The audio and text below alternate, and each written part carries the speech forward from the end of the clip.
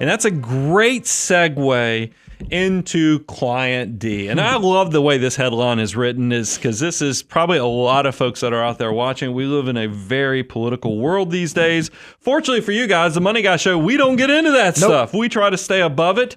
But Client D reached out to us because they let CNN and or Fox News help manage their portfolio. And I bet a lot of people, you have relatives or you resemble this in your own way.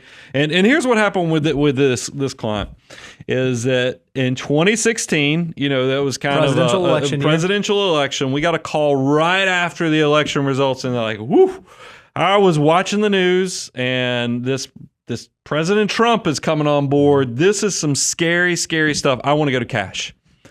And they, now I will say, we convinced them to not take everything to cash. I think we get some credit. Sure. And they'll even tell us we get some of the credit that we convinced them no. But we had to court off a chunk of their money in cash because they were just so sure that this was going to destroy the economy. And what I think is so interesting is if you think back to that election specifically, and I think probably even elections other than that one, on both sides, there's always this idea, because we filled both of those phone calls. Hey, if this person wins, this is going to happen. And then if this person wins, then this is going to happen. And they are adamant that they have it figured out. They know what the future holds. But unfortunately, I don't think that the future is quite that clear. And unfortunately, we have 2020 for this client. Now that we've lived through that we made it through that, we saw what the markets did.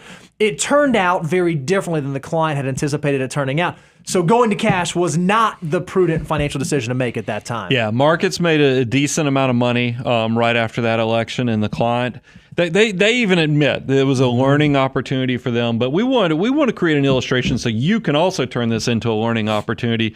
And if you are a person that's pulled by the politics and the cable news networks, because remember, they don't care about your wallet. The cable news networks always are trying to create shock and awe fear campaigns because they need your eyeballs, they need your ears, because that's what sells advertising. We want to create a kind of a slide that showed, hey, this is all the presidents all the way back to the 70s. Yep. What did they do while they were in office, both from a total performance as well as an annualized performance? And you can see the good news is it's like all things. The market and the economy wants to grow and expand, so the stock market is the beneficiary of that. So most presidents, all but one on this list, by the way, poor W. I always make the joke, and everybody hates this joke. Oh, he's like, oh no, he's going to do it.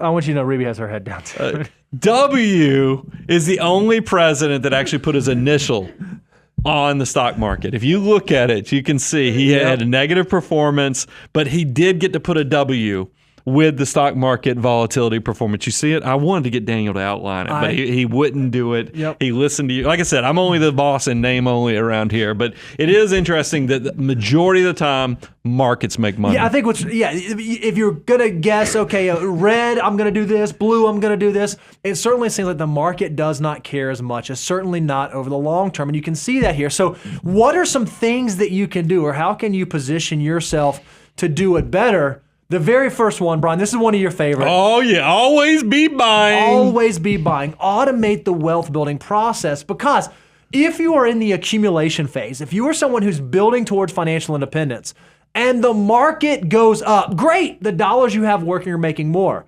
If the market goes down, great. The dollars you're putting in work are getting in at lower and lower levels. So if you can create the environment where you are always buying, always adding the pot, always putting money in, it seems highly likely, based on historical results, that your future self will thank you for that. Don't try to outsmart it. Don't try to get too cute with it.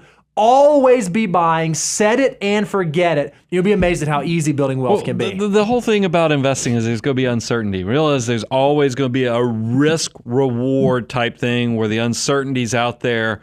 So if you can just create an automated system that creates inevitable wealth by just every month, automatically you are buying it takes all those stress and pressure points out of it. So while you're young enough and you have years and decades from retirement, this should be a no-brainer. Make it happen. And that will also protect you from number 2, which is know your blind spots. Yeah, this is a big one. If you're someone and it's a political season or there's geopolitical stuff going on and you find that you're glued to your news channel of choice or you're glued to your social media of choice and you consume so much of the information that begins impacting the way that you go about making your financial decisions, I would argue, are you actually acting on actionable, sound advice, or are you allowing your emotions to take control? And if you are allowing your emotions to take control, perhaps you need to recognize that as a blind spot. Man, if I'm glued to this social media and I see this person say this, it's going to affect me this way.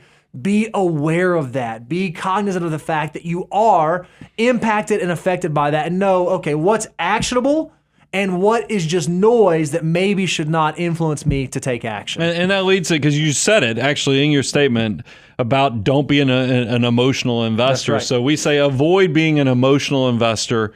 That's one of the things that I think is when you can tell you're maturing with your money and your skill set, is because it becomes a superpower, is that like I said, blind spots, emotional stuff that causes you to have those sleepless nights. If you can create a system that gets you through that and stay away from the noise and those other things that they don't care about your wallet. They don't care about your success.